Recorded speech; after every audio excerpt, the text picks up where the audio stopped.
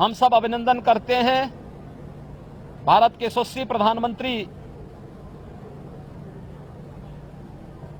श्री नरेंद्र मोदी जी का, गृह मंत्री माननीय श्री अमित शाह जी का, जिन्होंने डॉक्टर श्यामा प्रसाद मुखर्जी के सपने को साकार करते हुए 5 अगस्त 2019 को कश्मीर में धारा 370 को पूरी तरह समाप्त करते हुए वहां के विकास की एक नई रूपरेखा तैयार करते हुए जम्मू कश्मीर को ही विकास की मुख्य धारा से जोड़ने और भारत देश से आतंकवाद के समूल नाश करने के संकल्प को आगे बढ़ाया। आज जम्मू कश्मीर एक नए ओज और तेज के साथ विकास की मुख्य धारा से जुड़ करके लोकतंत्र की एक नई भोर के साथ आगे बढ़ रहा है। जिस जम्मू कश्मीर में लगातार वहां के मूल्यों और आदर्शों को रोकने और रौंदने का प्रयास आजादी के बाद धारा 370 लागू होने के बाद निरंतर हुआ, आज उस जम्मू कश्मीर के अंदर हर नागरिक विकास की मुख्य धारा के साथ जुड़ी रहा है। लेकिन साथ साथ उस जम्मू कश्मीर के अंदर एक अन्य बात तो देखने को मिल रही है कि अनुसूचित जाति, जनजाति, बंजारा और गुर्जर समाज के लोगों को भी आरक्षण की सुविधा का लाभ वहां पर प्रदान किया जा रहा है। विकास की मुख्य धारा के साथ पूरे जम्मू कश्मीर को जोड़ने का जो एक कार्यक्रम वर्तमान में चल रहा है और भारत के संवैधानिक प्रावधानों के अंतर्गत हर एक नागरिक को संविधान प्रदत्त अधिकार वहां पे प्रदान किए जा रहे हैं। यही तो सपना डॉक्टर श्यामा प्रसाद मुखर्जी जी का था। आज उनके 68वें बलिदान दिवस के अवसर पर हम उस महामानव को, उनकी स्मृतियों को नमन करते हुए विनम्र श्रद्धांजलि अर्पित करते हैं। भारत की एकता और अखंडता का जो पाठ उन्होंने पढ़ाया, आज ये संकल्प चरितार्थ हुए हैं, होते हुए दिखाई दे रहे हैं और एक भारत श्रेष्ठ भारत की परिकल्पना आज साकार होती हुई दिखाई दे रही है। यही डॉक्टर मुखर्जी के प्रति भारत राष्ट्र की विनम्र श्रद्धांजलि है। धन्यवाद।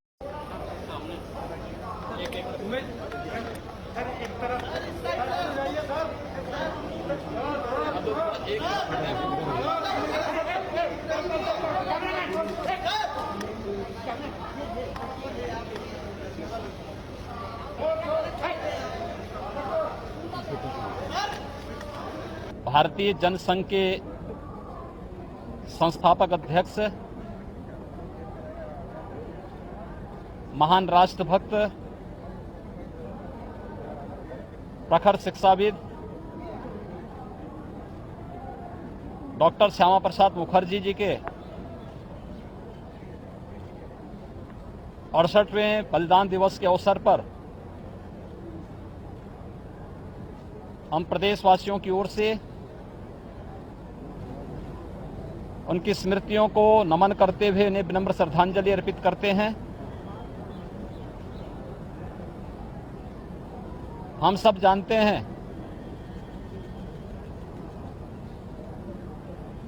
कि डॉक्टर श्यामा प्रसाद मुखर्जी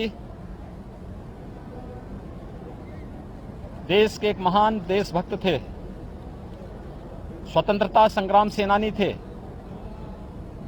महान शिक्षाविद थे और भारतीय जनसंघ के संस्थापक अध्यक्ष भी थे।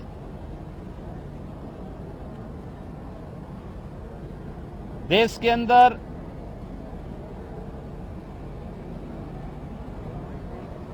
जब देश आजाद हुआ था तो स्वतंत्र भारत में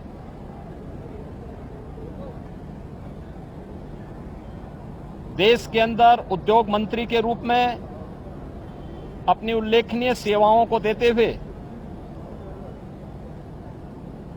उन्होंने देश को एक विजन दिया था। लेकिन जब कांग्रेस पार्टी की सरकार की कथित तुष्टीकरण की नीतियों के कारण उन्होंने सरकार से अलग हट करके भारत माता की सेवा के लिए अपने आप को समर्पित किया।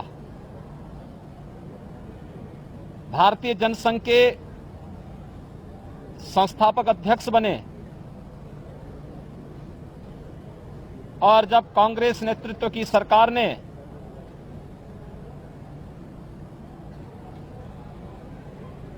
संविधान में चुपचाप चोरी छिपे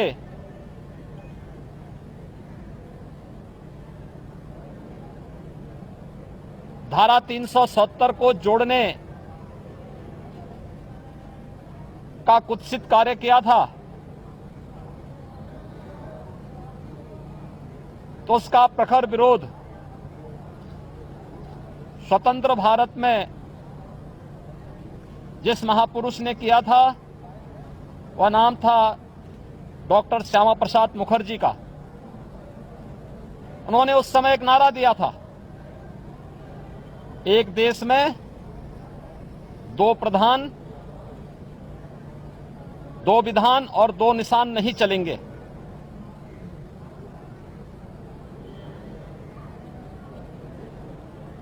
इसके खिलाफ उन्होंने आंदोलन चलाया और एक साजिश का शिकार बने। 1953 में आज ही के दिन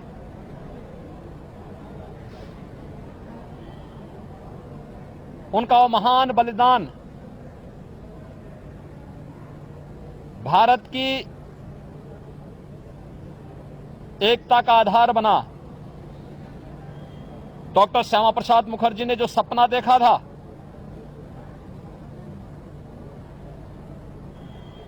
हम सब अभिनंदन करते हैं भारत के यशस्वी प्रधानमंत्री श्री नरेंद्र मोदी जी का, गृह मंत्री माननीय श्री अमित शाह जी का, जिन्होंने डॉक्टर श्यामा प्रसाद मुखर्जी के सपने को साकार करते हुए 5 अगस्त 2019 को